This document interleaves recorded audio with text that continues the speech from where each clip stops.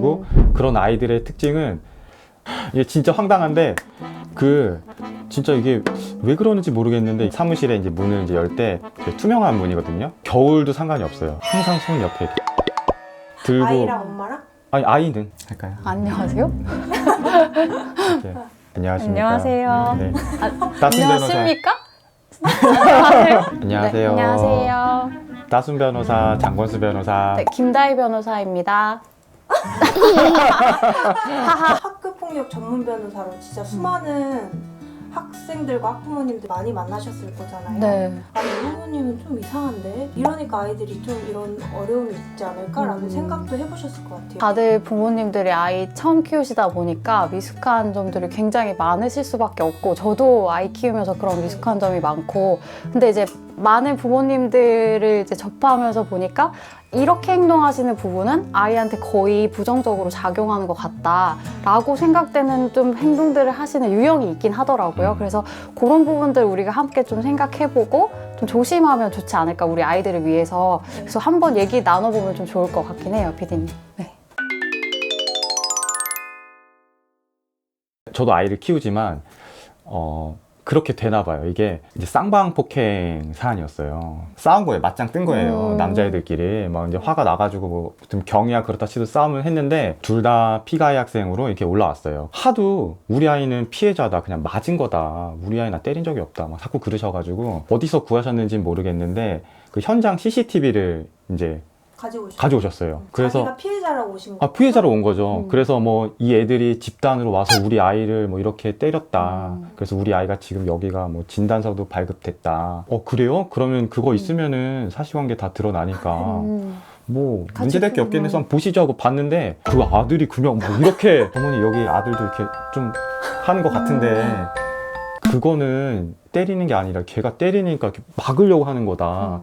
근데 어머님은 그 장면을 안 보이시는 것 같더라고요. 스킵. 맞아, 그냥 뒤에 이거 봐요, 우리 아들이 네. 맞는 것만 보시고 우리 아들 이렇게 맞고 있잖아요. 이렇게 말씀하시는 거 보면서 저희가 한두 건을 하는 게 아니잖아요.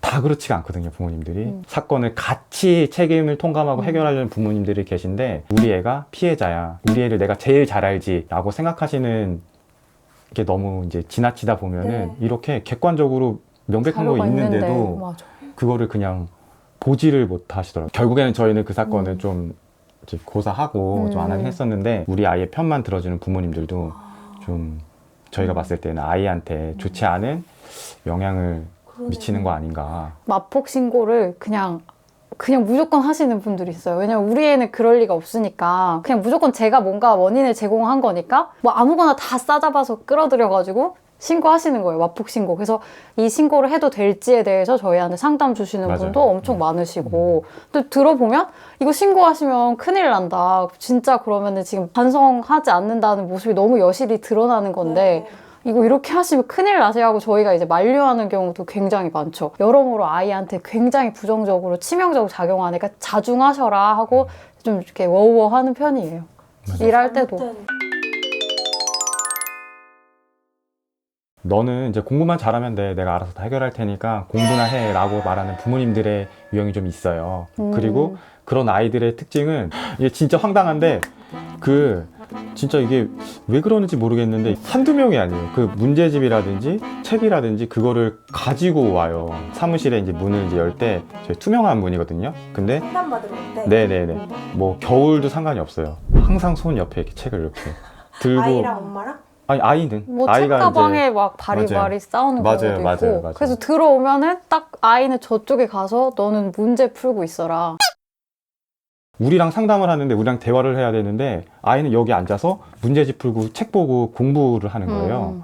그 옆에 부모님이 자기가 가해자로 네. 왔는데? 네, 가해자인데 뭐. 진짜 사건의 당사자가 이게 어떻게 된 건지를 저한테 말을 해주고 제가 걔한테 들어야 되는데 엄마 아빠는 뭐 아무런 그런 문제의식을 못 느끼시고 아이는 옆에서 이제 문제집 풀고 그리고 뭐 어떨 때는 이제 막 뭐 읽는 애도 있어요.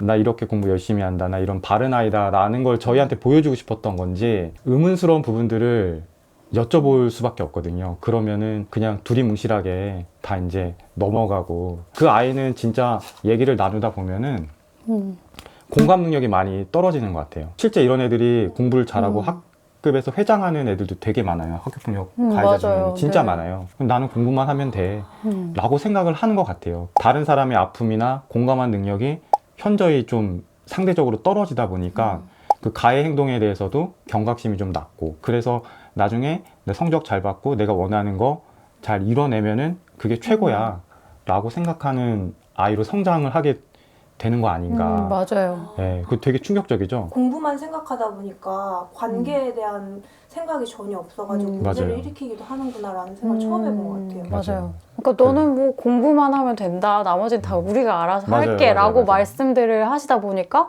그 애는 그럼 아, 나는 공부만 하면 되는구나 라는 아이로 이제 자라게 될 거고, 그럼 과연 인생에서 뭐가 중요한지, 진짜로 어떤 어른이 돼야 되는지 이런 생각은 당연히 할 기회도 없고, 네. 그런 것들이 결국 심의에 가서도 지금 여기서 뭐가 중요한 건지 모르고 옆에서 엄마만 막 말을 하는 거죠. 애가 당사자인데 아, 제가 말씀 좀 드려도 될까요? 하면서 부모님만 나서서 마치 무슨 정말 자기가 이제 변호사, 아이의 변호사가 된 것처럼 아이가 말해야 되는 상황인데도 이게 본인의 일인지 엄마의 일인지 이런 것들 구분하지 못하는 그런 경우가 생기게 되는 것 같더라고요. 그래서 진짜 스카이캐슬에 네. 나올 법한 부모님들이 진짜 많아요. 네, 있는구나라는 생각이 좀 놀라워요. 많아요. 너 공부하고 있어. 엄마 아빠가 그냥 선생님이랑 얘기할게 하면서 이제 저희하고 회의할 때도 그런 모습 보이시는 경우도 많이 있고. 지금 드는 생각인데, 근데 그런 부모님들은 좀 옷을 좀 이렇게 빡세게 입고 오는 분들이 많잖아요. 맞아, 맞아. 좀 그런 풀정장에 이제. 그 나이 때는 다 그렇지 뭐 이렇게 말씀하시는 그런 부모님들이 좀 많이 계시거든요. 생각보다 굉장히 많더라고요. 그러니까 예를 들면 성 관련 가해 학생들이 있잖아요. 분명히 잘못이 있고 그 부분이 명백하고 부모님도 그런 것들을 인지를 하고 계심에도 불구하고 이 나이 때는 다 그럴 수 있는 건데 우리 애가 너무 운이 나빴다 라고 이제 말씀하시는 분들이 꽤 많은 것 같아요. 자기 아이들을 위해서 뭐 그런 생각 하시는 거겠죠. 이렇게 아이를 좀 비호해주고 싶으시고. 근데 이런 생각이 이제 머릿속에 박혀 있다 보면 학폭 심의를 가게 되잖아요. 근데 심의에 가서 위원들 앞에서도 이런 말을 막 하게 되는 거예요. 그래서 아, 그래도 이 나이 때 남학생들이 다 그런 거를 좀 고려해서 선처를 해주세요 라고 말을 하는 거죠. 그 위원들 입장에서는 엄청 괘씸한 거예요. 왜냐면 그럼 그런 부모 밑에 애도 아, 우리 부모님이 이렇게 말씀하시는데 내가 뭐 이렇게 잘못했겠어 라고 생각할 수도 있겠다. 결국 아이도 어쨌든 좋지 않은 결과를 받게 되는 거죠. 장래에 영향이 있을 수도 있고 아이가 잘못을 했다는 거를 스스로 인식할 수 있게 부모님이 이렇게 기회를 주셔야 되잖아요. 아이가 부모님의 얼굴을 봤을 때 아, 내가 진짜 잘못했구나 이런 생각이 딱 드는 모습을 딱 봐야 되는데 그 나이 때 다 그럴 수 있는데 아빠도 그랬고 엄마도 그랬다. 어떻게 잘 변호사 사서 해보자. 만약 이런 식이면 어디에 그렇게 놓이게 될지도 모르는 거고 결과적으로 자기들이 원하는 처분에도 가까워질 수 없고 여러모로 부정적으로 작용하지 않나. 물론 한 번 잘못했다고 해서 뭐 아이에게 기회를 안 주는 건 말이 안 된다고 생각을 하지만 어쨌든 부모님들이 이렇게 단호한 모습을 보이시고 우리가 어떻게 이걸 사과하고 진정으로 반성할 수 있을까 뭐 이런 것들을 함께 해나가셔야 되는데 그걸 이렇게 원천 봉쇄하는 거는 굉장히 좋지 않은 것 같다. 안 그런 애들이 훨씬 많거든요. 맞아요. 그런 말을 들었을 때 두 분의 반응은 어때요? 그러시면 진짜 안 됩니다라고 저희는 그러니까 가해 관련 학생 어쨌든 대리인으로서 일할 때도 이게 단순히 조치 처분을 잘 받기 위한 게 아니라 아이 여러 가지 장래의 모든 것들을 위해서도 부모님이 이렇게 하시면 안 된다라고 저희는 맞아요. 혼내는 편이에요. 맞아요. 아버님 네, 되게 아무도 잘 안 그래요. 혼내요, 아버님 아무도 안 그래요. 아버님 전 안 그랬어요. 전 안 그랬어요. 왜 저한테 그러세요? 그러니까 이제 진짜 아이는 반성하고 있을 수도 있거든요. 맞아요. 근데 네. 부모님이 그렇게 말을 심의위원회에 가서 말씀 내뱉으시면 이 거짓말로 그러니까 반성하고 아이 진정성이 맞아, 왜곡되는 진정성이 거죠. 없는 거죠. 전혀 도움이 되지 않고 음, 아예 그냥 저희 상담할 때부터 음. 잘못 생각하시는 거다.